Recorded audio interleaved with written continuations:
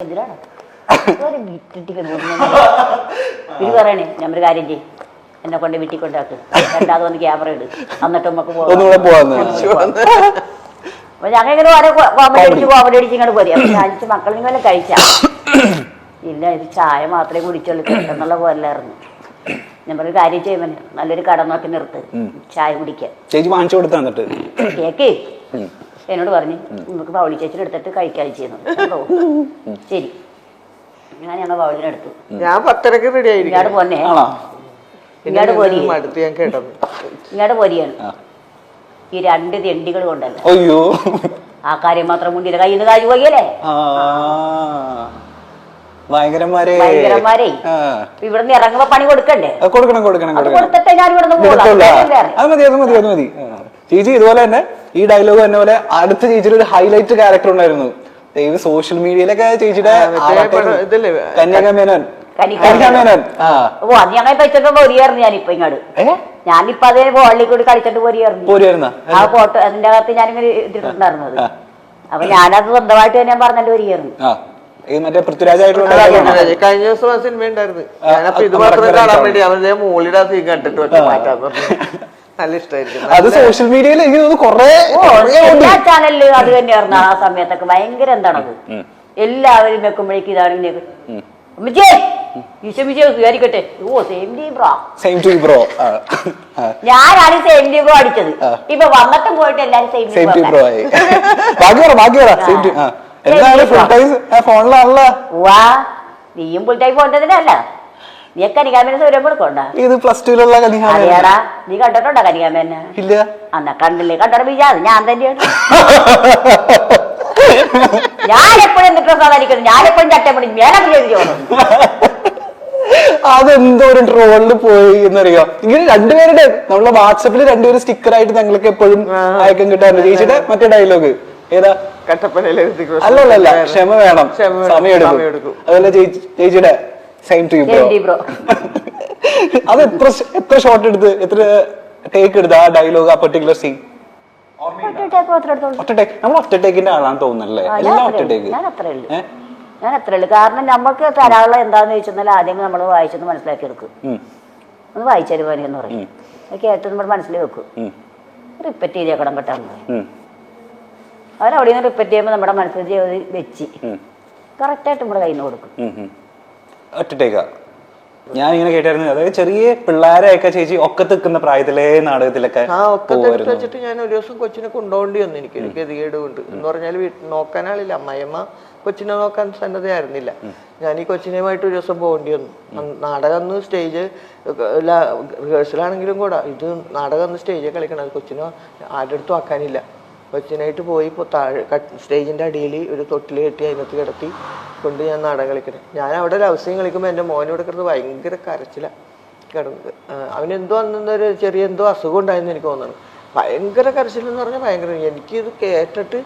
ഞാൻ അഭിനയിക്കലുണ്ടെന്ന് മാത്രമേ ഉള്ളൂ ഓട്ടോമാറ്റിക്കലായിട്ട് ചെയ്തു പോകണമെന്ന് മാത്രമേ ഉള്ളൂ ഇപ്പോൾ ഇറങ്ങി വന്ന് കൊച്ചിനെ എടുത്ത് പിറ്റേ ദിവസം രാവിലെയാണ് ഇനി പോനാ അപ്പോൾ അന്ന് രാത്രി ഒരു വീട്ടിൽ കിടക്കാനായിട്ട് അവർ സൗകര്യം തന്നിട്ട് ആ വീട്ടിൽ അവർ കൊച്ചിനെ അവർ എൻ്റെ പ്രയാസം കണ്ടിട്ട് അവരും ഒരു തൊട്ടിലേലോ ഉറങ്ങുള്ളൂ എന്നൊക്കെ പറഞ്ഞിട്ട് അവരും ഒരു തൊട്ടിലൊക്കെ കെട്ടി തന്ന് ഒരു കണക്കിന് നേരം വിളിപ്പിച്ചു എന്തായാലും പിന്നെ എന്തോ അസുഖം ഉണ്ടായി അന്ന് ഭയങ്കര കരച്ചില്ല അങ്ങനെ കരയാറില്ലാത്തതാണ് അപ്പോൾ ഈ കൊച്ചിനുമായിട്ട് ഞാൻ ബസ് സ്റ്റോപ്പിലൊന്ന് നിൽക്കണുണ്ട് ബസ് കയറി പോരാനായിട്ട് അപ്പോൾ നാടകം കണ്ട ആളുകളൊക്കെ ഉണ്ട് നാടകത്തെല്ലാം സൂപ്പർ വേഷമാണ് ചെയ്തേക്കണം അപ്പോൾ കണ്ട ആളുകളൊക്കെ ചായക്കടയിൽ നിന്ന് ചായ കുടിക്കുന്ന സമയത്താണ് ഞാനവിടെ നിൽക്കുന്നത് കൊച്ചിനായിട്ട് നിൽക്കണം അപ്പോൾ കൊച്ചു കരച്ചിൽ നിർത്തിയിട്ടില്ല എന്നിട്ടും ഞങ്ങൾ കരച്ചിലോട് കരച്ചിൽ അത് ഞാൻ എന്നെ വഴി ഡോക്ടറിൻ്റെ അടുത്ത് കാണിച്ചാണ് മരുന്ന് മേടിച്ചത് അപ്പോൾ ഇവർ അവിടെ നിൽക്കുമ്പോൾ കുറച്ച് ആളുകൾ ഇങ്ങനെ ഇരുന്ന് ഇരിപ്പുണ്ട് അവിടെ അവരിൽ ഒരാൾ പറഞ്ഞേ നാടകത്തിനടുത്ത് എങ്ങാണ്ടെന്ന്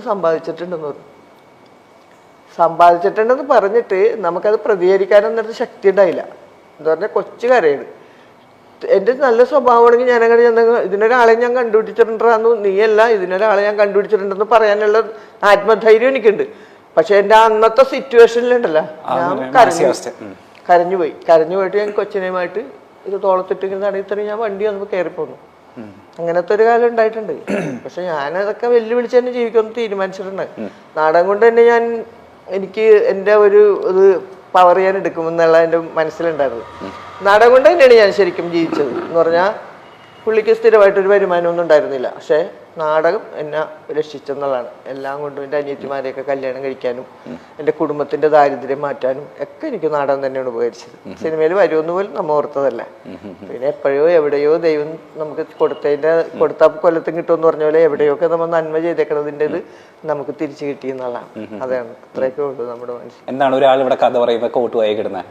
ഉറക്കം വന്നിട്ട് എന്തൊരു കഷ്ടമാണ്. നല്ല നല്ല കഥകൾ കേൾക്കുമ്പോ ചായയും വെള്ളം തന്നില്ല. പോകുമ്പോ ഭക്ഷണം വാങ്ങിച്ചിരാന്ന് ഞാൻ. ചേച്ചി ഇതുപോലെ അനുഭവങ്ങൾ ഉണ്ടായിട്ടുണ്ടോ? ഇതുപോലെ എന്തെങ്കിലും ചവിട്ട് നാടകത്തിന്റെ കരൾ അലിയിപ്പിക്കുന്ന കഥ ഉണ്ടോ?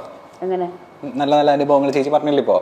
അതേപോലെ അനുഭവങ്ങൾ നമ്മക്ക് കൊണ്ട് ഞാനും മക്കളെ കൊണ്ടിട്ട് ചവിട്ടടക്ക് കൊണ്ട് താഴ്ത്തുകൊണ്ടേ കിടത്തി ചവിട്ടടം കടിച്ചിട്ട് ഞാനും പോന്നിട്ടുണ്ട്. ഇപ്പോഴുള്ള അനുഭവം തന്നെ നമുക്ക് കിട്ടിയിട്ടുണ്ട്. പക്ഷെ അന്ന് ഇന്നൊക്കെ മെല്ലടിച്ചിട്ട് അപ്പോഴും ഇപ്പോഴും ഞാനെന്നെ സംബന്ധിച്ചിടത്തോളം ഞാൻ മെല്ലടിച്ചിട്ട് തന്നെ പോന്നേക്കണത്. നമ്മളൊരാളുടെ മുമ്പിലും അനാവശ്യമായിട്ട് ചിന്തയും വർത്താനം പറയാൻ നമ്മൾ നിൽക്കില്ല. ഇവിടെ നേർക്ക് നേരെ അത്രേ ഉള്ളൂ. ഞാൻ പോണത് ഞാൻ ചെല്ലുന്ന കല ഞാൻ അഭിനയിക്കാൻ വേണ്ടി ചെന്നാണ്. ഞാൻ ആ കല കളിച്ച് അത് കഴിഞ്ഞ് കേട്ടണ്ട എൻ്റെ കുടുംബത്താട്ട്. പിന്നെ അവിടെ ഇവിടെ എൻ്റെ വർത്താനം പറയണില്ല. പറ്റാത്തണെങ്കിൽ നേരിട്ട് വെച്ചാൽ വിളിക്കുന്നു, സ്വന്തമായിട്ട് വിളിക്കുന്നു. വന്നതിന്റെ പനെ നീയാണ് അവിടെ കാണിച്ചെന്ന് ചോദിക്കുന്നു. അങ്ങനെയൊക്കെ ചോദിക്കും. ആ ഒരു ചങ്കുറപ്പ് ഇന്നും ഉള്ളതുകൊണ്ടാണ് മനി ഇന്നും ഞാൻ ജീവിച്ചു പോകുന്നത്. നമ്മ ഒരുത്തന്റെ മുമ്പിലൊന്ന് കിഴിഞ്ഞു കൊടുത്തണ്ടേ, പിന്നെ അവൻ തലേക്കറി ഊറും. നമ്മൾ ആ നേരത്തെ നമ്മൾ നേരിട്ട് അങ്ങോട്ട് സംസാരിച്ചണ്ടേ.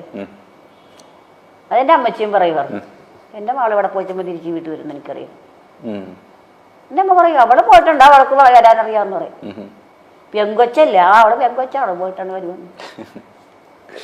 നല്ല കുഴപ്പമുണ്ടെന്ന് പറയും.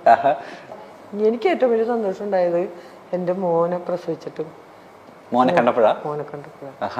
ആ ഒരു സന്തോഷം ജീവിതത്തിൽ ഒരിക്കലും ഉണ്ടായിട്ടില്ല. ഒരു കുട്ടിനെ നമുക്ക് എന്താ പറഞ്ഞാൽ ജീവിതത്തിന്റെ എല്ലാ പരീക്ഷണങ്ങളുടെയും നടുവിൽ നിന്നാണ് ആ കൊച്ചുണ്ടായത്. എനിക്ക് പറഞ്ഞാൽ ഒരുപാട് ജനങ്ങൾ വെറുത്തിട്ട് ഒരു സന്ദർഭത്തിലാണ് ഞാനൊരു ആള് സഹായത്തിനില്ല, ഒരു ഗ്ലാസ് വെള്ളം എനിക്ക് വായിൽ ഒഴിച്ചു തരാനല്ലാത്ത ഒരു സന്ദർഭത്തിലാണ് എൻ്റെ കൊച്ചിനെ ഞാൻ പ്രസവിക്കണത്.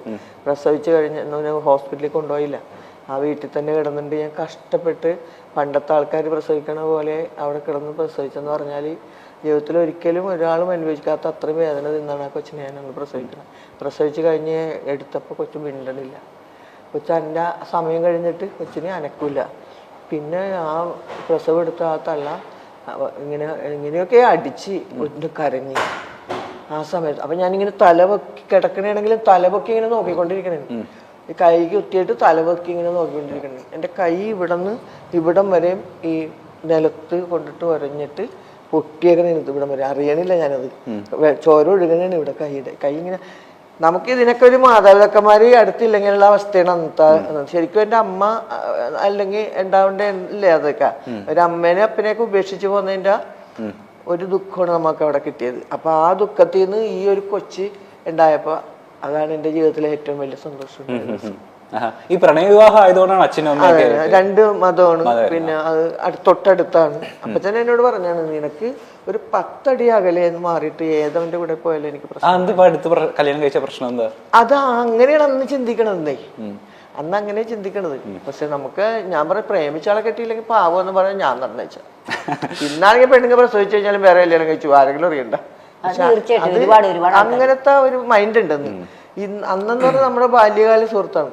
അത് അന്ന് തുടങ്ങി ഇങ്ങനെ മനസ്സിൽ വന്ന് എപ്പോഴോ ഒരു പ്രണയമായതാണ്. അപ്പൊ അതിൽ നിന്ന് വിട്ട് വേറൊരാളെ കല്യാണം കഴിക്കാൻ എന്നെ കല്യാണക്കാര്യം വന്ന ആളുകളോട് ഞാൻ നേരിട്ട് പറഞ്ഞിട്ടുണ്ട്, ഞാനിങ്ങനെ പ്രേമിക്കുന്ന അയാളാ, ഇനി വേറൊരാളെ ഇങ്ങനെ കല്യാണം കഴിച്ച് അങ്ങനെ സ്നേഹിക്കാൻ എനിക്ക് പറ്റില്ല കേട്ടോ. അങ്ങനെ നേരിട്ട് ഞാൻ പറഞ്ഞു അയച്ചിട്ടുണ്ട്.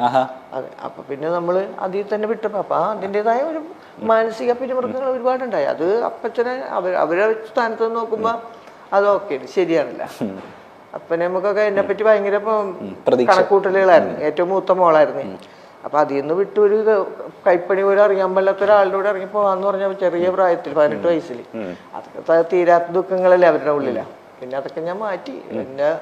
എൻ്റെ ഈ കലാരംഗം കൊണ്ട് തന്നെ ഞാൻ അവരൊക്കെ എല്ലാവരെയും മാറ്റിമറിച്ച് ഞാനത് നേടിയെടുത്ത് രണ്ടാമത് അപ്പച്ചനെ അമ്മച്ചിനെയൊക്കെ മരണം വരെ നോക്കാനും അന്വേഷിക്കാനും അവർക്ക് ചെയ്യേണ്ട സഹായങ്ങളൊക്കെ ചെയ്യാനും അവരുടെ താഴെയുള്ള അവൾക്ക് എൻ്റെ അനിയത്തിനെയൊക്കെ കെട്ടിക്കാനായിട്ടൊക്കെ അപ്പച്ചൻ പറഞ്ഞ് ഇവരുടെ ഭാവി പോയല്ല എന്നൊക്കെ എന്നോട് പറഞ്ഞാണ്.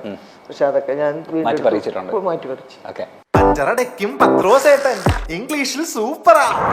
This tire should retire ta. This one also.